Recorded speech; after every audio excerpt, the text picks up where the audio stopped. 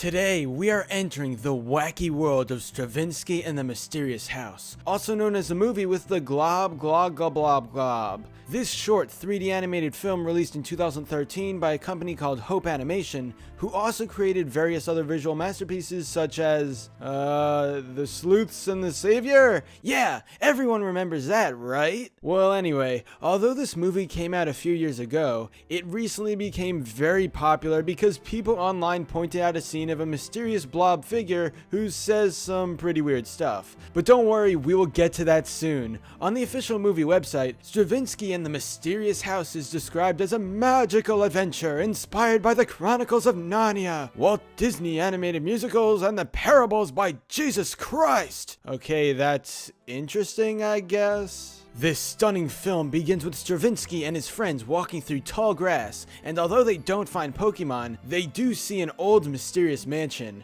Through these beginning scenes with the friends, we get absolutely hilarious and breathtaking dialogue such as, "That's spooky." Shall we go in? "Better not, it might be enchanted." Chicken? "I'm not a chicken, I'm a rabbit." Well, I think we should go inside. "Me too. I want to find out what's in there."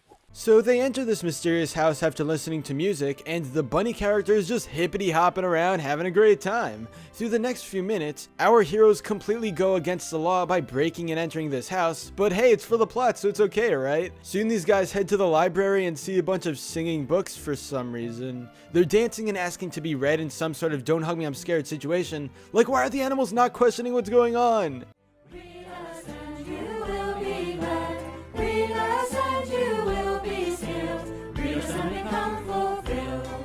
It wouldn't even be possible to read a book with a face on it because they would just keep talking about how they want you to read them. Or maybe this is an audiobook straight out of the year 3018. Pretty advanced stuff, huh, Strawinsky? But anyway, the four friends meet a troll who we can just call Scottish Man because look at him. Soon we get an official Scottish Man single, one of the hottest beats dropping sometime this year on his very own album.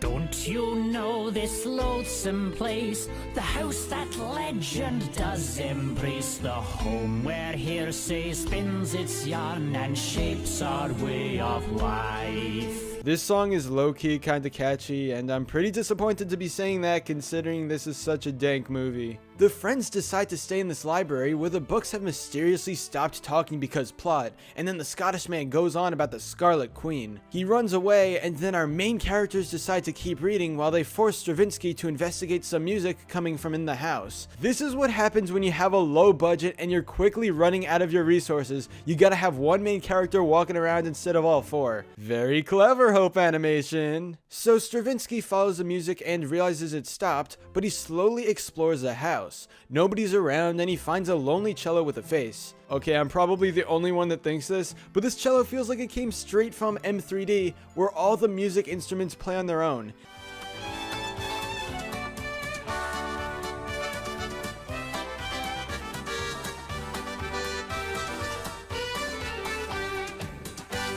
You're amazing if you actually know what M3D is. Okay, back to the mysterious house. Strawinsky is very curious as to what's going on, and much like the viewer, he's asking questions every other second. He and the cello talk about Scottish Man, and how Scottish Man is looking for a hiding place from the Scarlet Queen. But in this amazing dialogue, the Globglogabgalab is finally mentioned. Strawinsky rushes down the stairs back into the library to see that his friends are gone. Ladies and gentlemen, this is it. It's what you've all been waiting for when you clicked on this video. The time is here for something extraordinary, and you can only see this perfection once in a lifetime! The ideas and sentences of the books were his nourishment. Slowly his flabby, overweight body oozed from the book onto the basement floor.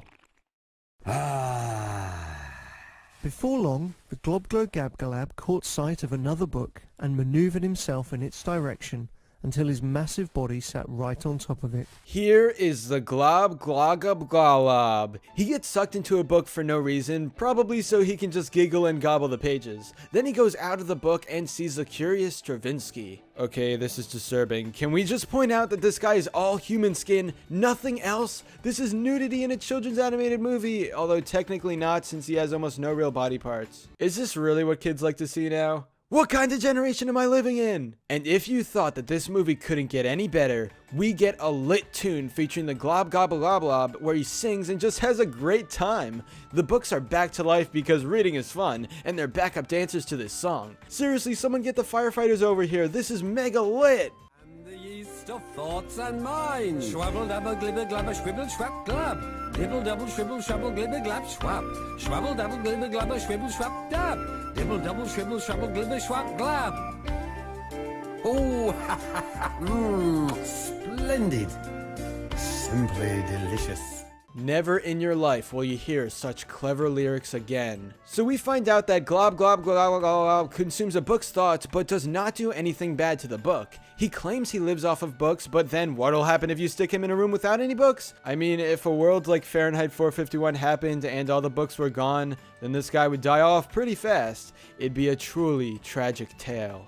Then Strawinsky and the beautiful creature talk about the Rat King, who apparently wants to destroy everything. Okay, yeah, why not? Rat King's an evil guy, let's just bring him up randomly in conversation without prior introduction. Soon we see Strawinsky's friends are trapped reading a book because Hope Animation officially ran out of their animation budget and they couldn't get all their models to move. Then, feeling heartbroken and lost, our main hero crafts a beautiful song which really can't compare to the Globglogabgalab's tune that just came before.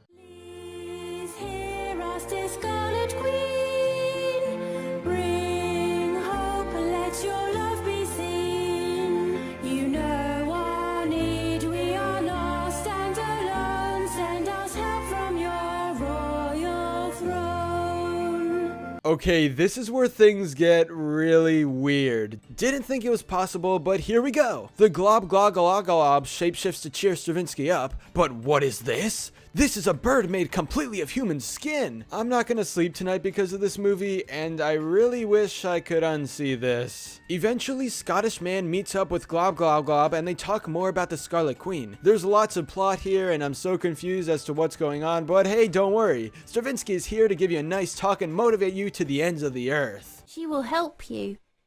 She will go to the great Elohim, and he will forgive you. Are you sure? But of course I am. That's why I've asked her to come here. She is patient and very kind. Of course, we get yet another song from him, even though he literally just sang minutes ago. Although I will admit, this one is actually a bit catchier than his previous single, but that isn't saying much. Oh boy, it's the Scarlet Queen! Please tell me I'm not the only one that thinks this character looks like she came straight from the Game of Life 1998 on PC.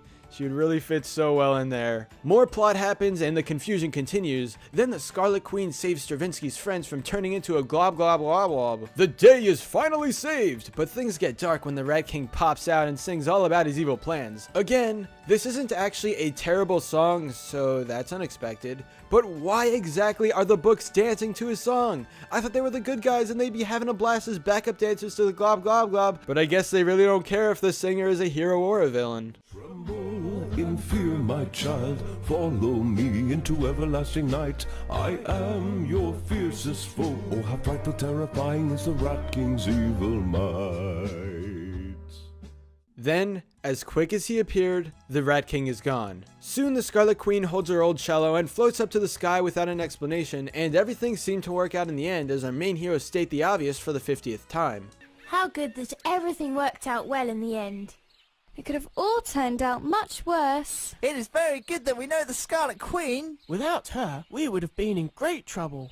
Strawinsky lies in his bed and reflects on the events of the mysterious house as he dozes off to sleep. So yeah, that was Strawinsky and the Mysterious House. If you were confused at any part, then you're on the same boat as me. I had no idea what was going on more than half the time because there were dancing, singing books, characters being introduced with little explanation, and of course, who can forget Globglogabgalab? Maybe some kids will like this movie and they'll have a much different opinion as to what it means, but for me, I just have no idea. The real mystery that Strawinsky should have solved was why this movie was even made in the first place. But anyway, that's all for this video. Subscribe for more awesome cartoon videos. Give it a thumbs up and comment below to let me know what you think. Thanks for watching, and I'll see you guys next time.